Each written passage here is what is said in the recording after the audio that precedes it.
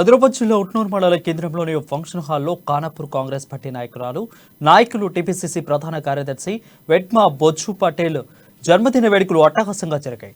మాజీ మంత్రి శ్రీ రామచంద్రారెడ్డి, కాంగ్రెస్ పార్టీ నాయకులు కంది శ్రీనివాసరెడ్డితో పాటు జిల్లాకు చెందిన పలువురు కాంగ్రెస్ నాయకులు హాజరై శాలువాతో సత్కరించి పుష్పగుచ్చం అందించి జన్మదిన శుభాకాంక్షలు తెలిపారు. ఖానాపూర్ నియోజకవర్గంలో కాంగ్రెస్ గెలిచి చాలా ఏళ్లైందని, ఈసారి గెలిపించాలని ప్రజలను కోరారు. పార్టీ గెలుపు కోసం ప్రతి కార్యకర్త సైనికుడిలా పనిచేయాలని కంది శ్రీనివాసరెడ్డి అన్నారు.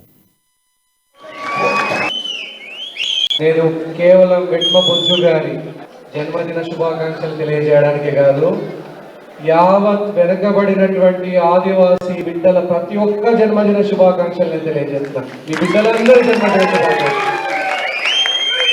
ఒక్కటి గుర్తుపెట్టుకోండి, ఒక్కటి 30 సంవత్సరాల తర్వాత కొన్నాక భీమరావు గారి తర్వాత ఈ సీటు కాంగ్రెస్ పార్టీ ఎందుకు గెలవట్లేదు?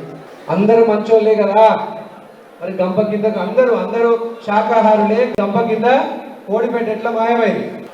అరే జెండాలు దండోపదండాలుగా వస్తున్నారు. ఎన్నికల తంత్రం మారింది, యుద్ధ తంత్రం మారింది. అరివీర భయంకరంగా కొట్లాడితే తప్ప డిపాజిట్ కూడా వచ్చే పరిస్థితి లేదు. అర్థమైందా?